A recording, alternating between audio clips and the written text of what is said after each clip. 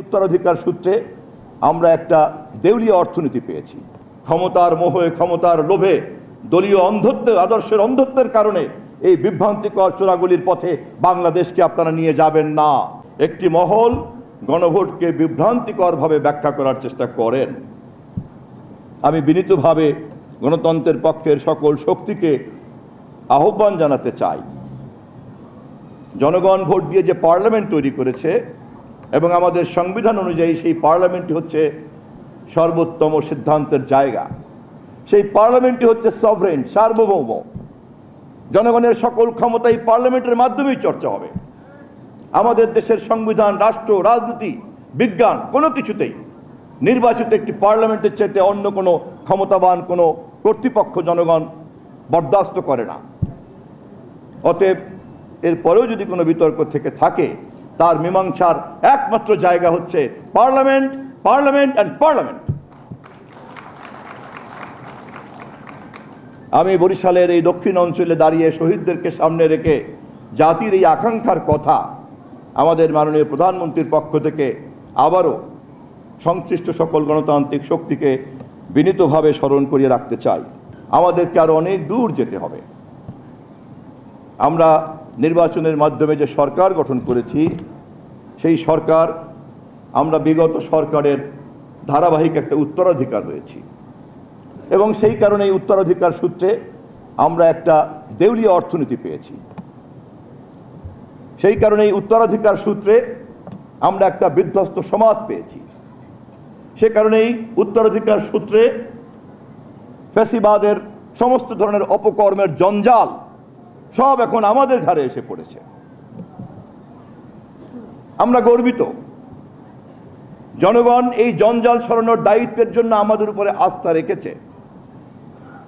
আমরা গর্বিত এই বিধ্বস্ত পঙ্গু অর্থনীতিকে আবার দাঁড় করানোর জন্য তারেক রহমানকেই তারা তাদের সঠিক নেতা মনে করেছে এবং আমরা বিনীতভাবে শপথ উচ্চারণ করতে চাই, জনগণের দেওয়া দায়িত্ব আমরা অবশ্যই পালন করব এবং এই দায়িত্ব পালন করার ক্ষেত্রে কোনো বাধাই আমাদেরকে বরদাস্ত করতে হবে না। আমরা সর্বশেষ মুহূর্ত পর্যন্ত চলার পথের সকল গণতান্ত্রিক শক্তিকে ঐক্যবদ্ধ রাখার জন্য অভিভাবকের দায়িত্ব পালন করব। কেননা আমরা সংসদের সবচেয়ে বড় দল, আমাদের নেতা তারেক রহমান সবচেয়ে জনপ্রিয় নেতা, আমাদের সংসদে সবচেয়ে বেশি আসন। অতএব আমরা আমাদের এই অভিভাবকের দায়িত্ব পালন করব এবং অভিভাবকের দায়িত্ব পালন করার জন্যই আমাদের মিত্ররা কেউ যদি কখনো কোনো ভুল ভ্রান্তি করেন, আমরা সেই ভুল ভ্রান্তিগুলিকে অত্যন্ত ধৈর্যের সঙ্গে সংশোধন করার চেষ্টা করছি, ভবিষ্যতেও করব। কিন্তু শাসনভার যেহেতু আমাদের হাতে, এই দায়িত্ব পালন করার পর্যায়ে যদি পিঠ দেয়ালে ঠেকে যায়, জনগণের স্বার্থ, জনগণের নিরাপত্তা, জনগণের দায়িত্ব পালন করতে গিয়ে যদি তখন আমাদেরকে আমাদের মিত্রদের সঙ্গে কঠোর ভাষায় কথা বলতে হয়, সেই পরিস্থিতি আমরা কামনা করি না। অতএব পার্লামেন্টের বাইরে যারা রাজনীতিকে রাজপথে নিয়ে যেতে চান, রাজপথ থেকে সেই রাজনীতিকে যারা ডিজিটাল প্ল্যাটফর্মে নিয়ে যেতে চান, ডিজিটাল প্ল্যাটফর্ম থেকে সেই রাজনীতিকে যারা আমাদের দেশের বিভাজনের মধ্যে নিয়ে যেতে চান, আমি তাদেরকে বলবো, ক্ষমতার মোহে, ক্ষমতার লোভে, দলীয় অন্ধত্বের, আদর্শের অন্ধত্বের কারণে এই বিভ্রান্তিকর চোরাগুলির পথে বাংলাদেশকে আপনারা নিয়ে যাবেন না।